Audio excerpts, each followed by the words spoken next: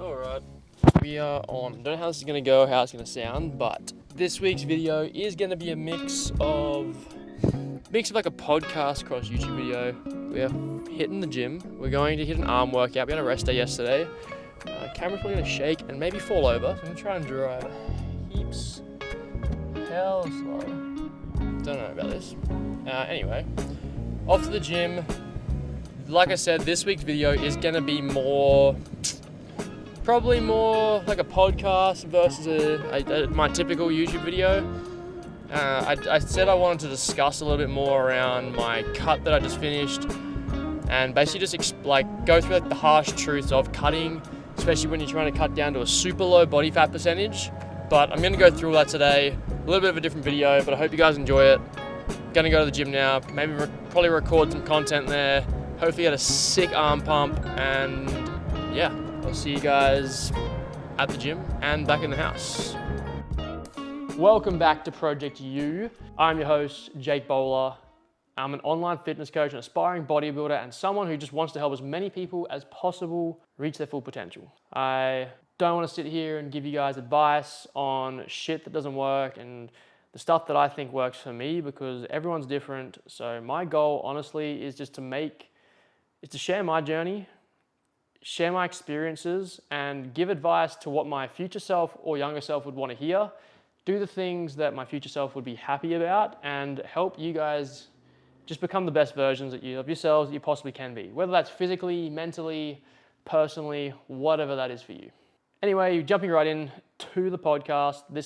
So I recently finished a 10-week cut to get down to a leanness where I sort of had visible abs. That was the goal. And in this episode, I want to discuss some of the harsh truth behind cutting down to a low body fat and how you can actually avoid the mistakes I made to ensure you do it right, keep the weight off for good, and how you can do it effectively to be shredded for summer. To get the story started, I started the cut back around the 1st of May. That was my official date. I would say 2 to 3 weeks prior to this, I did lose some weight due to just traveling and camping. You know, when you're camping and you're not eating the right food, or you're living off 2-minute noodles, and you're living off water, all that sort of crap. So I was probably losing a little bit of weight between those first couple of weeks after winter. But from the 1st of May was when I actually tracked my food and looked at the scale each and every morning. In the summer, I work in a place called a Soyuz in British Columbia. I work outside, and my goal was by the end of June to have visible abs so I could then maintain this physique for the summer period before heading on my road trip through America around end of September, and then bulking up slightly because we're in America, portion sizes are huge, we're going to be trying burgers, we're going to be trying all sorts of food. So my goal was to sort of just get lean, maintain some leanness, and then head into America with the open mind of being able to eat whatever I wanted. So I only left myself like 8 weeks. Not ideal, honestly. If you're listening to this, make sure you have at least minimum 10 to 16 weeks of time to cut if you want to lose any serious amount of fat and actually minimize the amount of muscle you lose as well.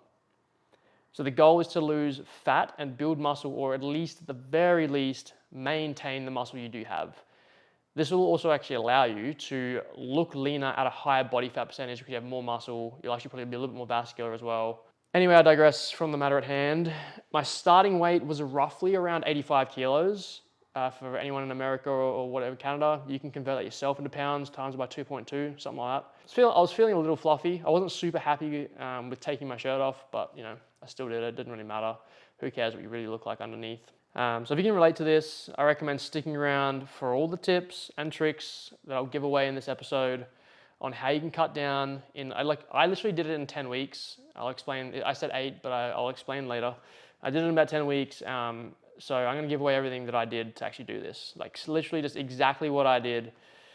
So some pretext, my cut is finished at the time of me speaking about this, and I ended up extending it for, like I said, for an additional 2 weeks because I needed to slow the fuck down, honestly, before I just absolutely burnt myself out and felt like shit, was being moody, was always hungry, all that sort of stuff. But anyway.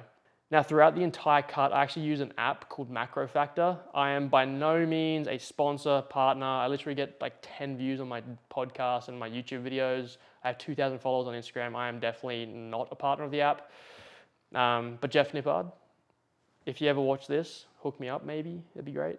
From using it, it was the best and cheapest option to help me stay one, focused, two, accountable on the cut and not have to actually worry about any of the fine details that go into actually maintaining your weight and cutting down. Yes, you can do all the stuff the app does manually, but if you're already lazy and overweight, what are the chances of you actually taking control of your life and doing it yourself?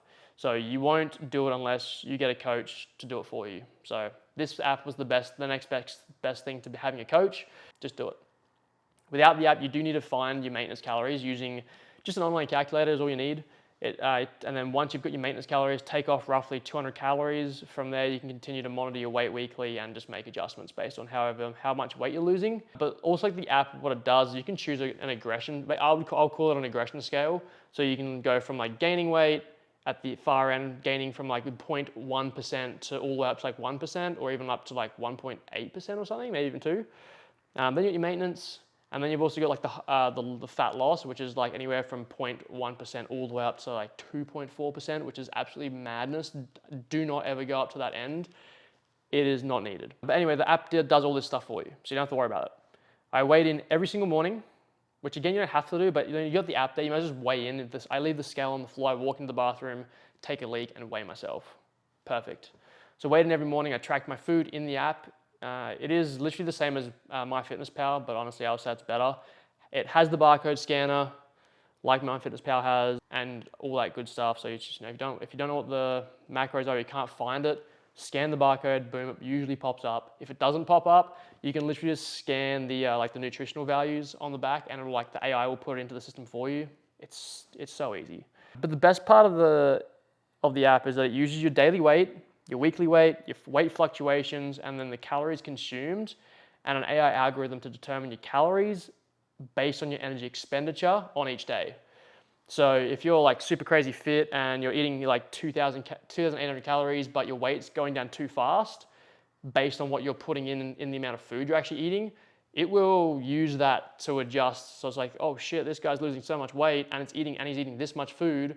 As long as you're not lying to the app and you're saying, you're eating exactly what you're putting into the app, it'll adjust your macros for you and probably bump them up if you're losing too much, or vice versa. If you're not losing fast enough, it'll drop it down. So it'll determine your calories based on your energy expenditure on the days. Each week you have a check-in like a coach where your calories and macros are adjusted. So for me, I opted for the higher protein like macro split. You can go for like a keto diet, you can go even distribution of your macros. I went for a higher protein. I'd recommend if you're in a deficit, definitely choose the higher protein option. One, it'll keep you fuller when you're cutting and you're not having enough food. But also number two, we're trying to maintain as much muscle as possible when our body is not getting enough energy. So just make sure we're having enough protein to rebuild our muscles. The app honestly is pretty cheap as well. So when you that's if you just pay for an entire year. I think even monthly is pretty cheap as well. I don't remember exactly how much it was worth, but it was worth it. Anyway, I followed this and set my weight loss rate probably a little too fast in terms of the range, just because I did want to be done by the end of June. I was down to like less than 2,000 calories towards the end of the cut, so that's why I sort of extended it for 2 extra weeks, bumped calories back up, slowed the fuck down because it was crazy, and yeah, went from there. So on top of using the app and tracking my food every single day, I weight trained 5 to 6 days per week for basically an hour. Obviously some leg days are a little bit longer, and then if you include some cardio that I added in there, then that makes it a little bit longer as well. But for weight training, it was like an hour, 5 to 6 days a week. I love training, so I will just train as much as I can that my body will allow. And I made sure I just got in 8 to 10,000 steps per day. Pretty simple, really. Eat good food, hit your step goals, weigh in every day, and weight train.